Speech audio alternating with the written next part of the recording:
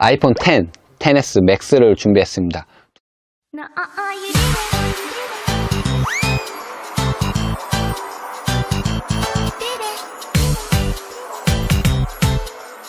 두 가지 모델 시리즈가 다르잖아요. 카메라 찍어 보시면 두 개의 원본 사진을 보시면 나는 어느 걸 구매하는 게 좀 더 좋겠다라는 생각이 들 겁니다. 맥스 버전이냐 아니면 10이냐. 이제 가격이 많이 떨어졌죠. 10은. 그러면 구매하실 때 어느 게 더 유리할까 정해 보시면 좋을 것 같습니다. 가격은 둘 다 사악하다는 거.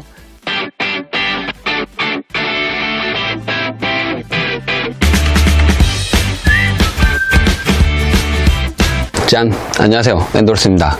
아이폰 XS 맥스 잘 쓰고 계신가요? 이거 거의 2주 정도 됐습니다. 정확히 일주일하고 한 5일 정도 됐는데, 이걸 사용하면서 애플에서 1차국에서 가져왔는데 아이폰 XS 맥스를 구매를 했습니다. 256기가고 골드 버전으로 출시가 된 거를 구매를 했는데, 512기가 말고 256을 구매를 했어요. 노트 9은 512기가를 구매를 했는데 애플은 256이 좀 적당하지 않을까라고 생각이 솔직히 됐습니다. 가격 부담도 일단은 컸고요. 맥스 버전이 좀 많이 비쌌잖아요. 그렇기 때문에 이걸 선택하기가 좀 부담스럽습니다. 512기가는 솔직히 말해서 몇십만 원이긴 하지만 차이가 났기 때문에.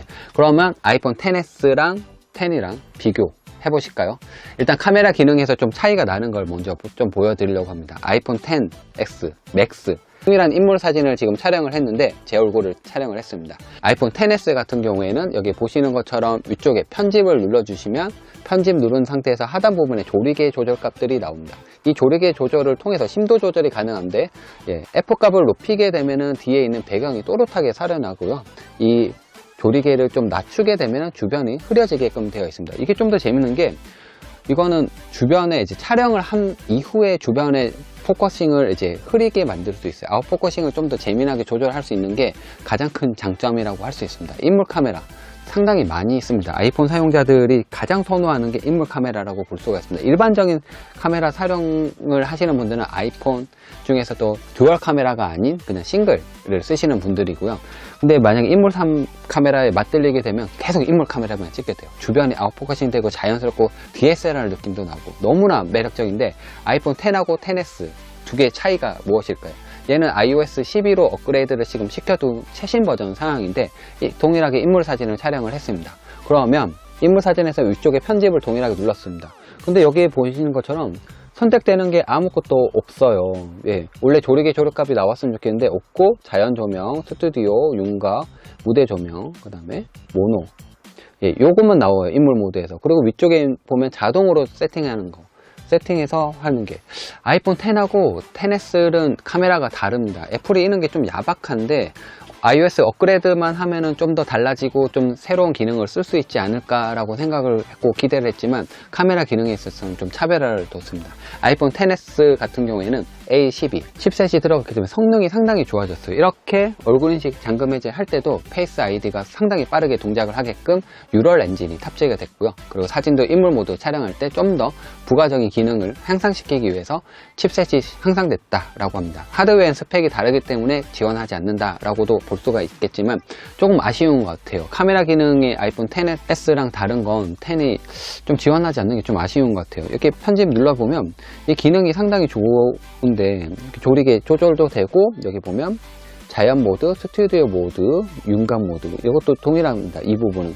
근데 이렇게 하면 사진이 엄청나게 예쁘게 찍히잖아요. 이렇게 변경하고 싶었는데 심도도 조정하고요.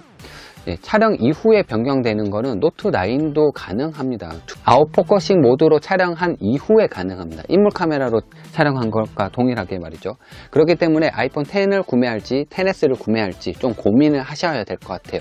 그런데 아이폰 10 이전에 구매할 때도 저는 아이폰 8 플러스의 홈 버튼이라든지 이런 게 상당히 좋다. 아이폰 10은 상당히 두 가지 모드를 합쳐놨기 때문에 듀얼 카메라로 쓰기에는 더 좋다. 하지만 작고, 그래서 작잖아요. 아이폰 8 플러스 같은 경우는 너무 큰데, 근데 이건 작지만 듀얼 카메라 지원되기 때문에 좋다라고 얘기를 들었습니다. 하지만 노치 부분, 이 노치 부분은 아이폰 XS에 와서도 동일합니다. 그렇기 때문에 이 디자인 때문에 좀 선호하지 않을 수도 있지만, 아이폰 10 사용자들이 가장 걱정하는 건 화면이 너무 작아서 불편했어요 라고 얘기합니다. 다른 스마트폰, 안드로이드 스마트폰 특히나 써보면은 화면을 크고 영상을 볼 때 큰 화면으로 즐길 수 있기 때문에 상당히 유리합니다.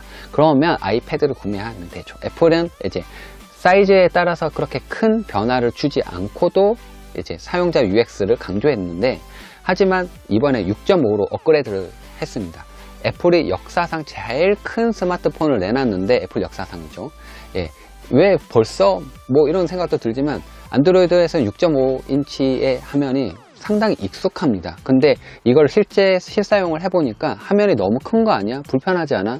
이런 생각도 막연히 또 들긴 합니다. 이걸 들고 다니면 좀 불편했어요. 이전에 A 쓸 때 A 플러스도 이게 컸단 말이에요. 그런 거 생각하면 그렇게 크다는 생각이 또 들지도 않아요. 그리고 얘는 또 듀얼 카메라도 지원되는데 화면마저도 크잖아요. 그렇기 때문에 더 큰 화면으로 영상을 감상할 수 있다는 점에 상당히 매력적인 것 같습니다. 근데 카메라 기능은 너무 다른 것 같아요. 두 개 동일하게 찍은 사진들이 있는데, 제가 여기는 아이폰 X, 여기는 아이폰 XS로 사진을 여태 찍어 왔던 겁니다. 여기는 인물 사진들하고 사진들에서 여러 가지 사진들이 많이 찍혀져 있고요. 10으로 찍은 사진이에요. 예. 그리고 여기는 이제 인물 사진, 동일한 인물 사진이지만, 예, 이거는 XS로 찍은 사진입니다. 인물 사진에서 이게 카메라 화질의 차이는 명확히 납니다. 솔직히 말해서. 예. 근데 이걸 좀 구분할 수 있을 정도의 퀄리티를 뽑아낸 걸까? 이런 생각은 좀 듭니다. 이 가격이 너무 비싸잖아요. 142만원 정도의 부가세 별도로 해서 구매를 했는데, 이걸 국내에 출시될 때는 가격이 또 다르겠지만 역사상 정말로 비싼 가격으로 출시됐습니다. 10 때도 마찬가지였지만 정말 비싼 가격인 걸 고민해보면 또다시 아이폰 X에서 아이폰 XS로 넘어갈 수 있을까라는 거는 좀 고민해 보셔야 될 것 같아요. 카메라 기능이 이제 야간에서 촬영할 때 저조도라든지 확대하는 기능들은 많이 좀 더 좋아졌다고 하지만, 요거를 두 개 사진 한번 비교해 보세요.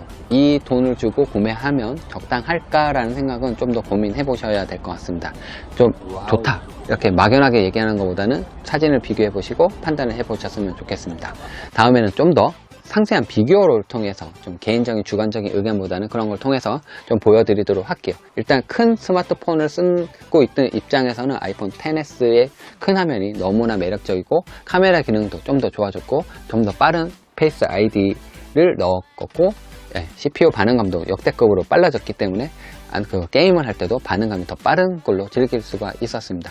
안테나 게이트 뭐 이런 거 많이 있지만 이런 문제는 일단은 스킵하도록 하겠습니다. 그러면 다음에 더 좋은 영상으로 돌아오도록 하겠습니다. 안녕.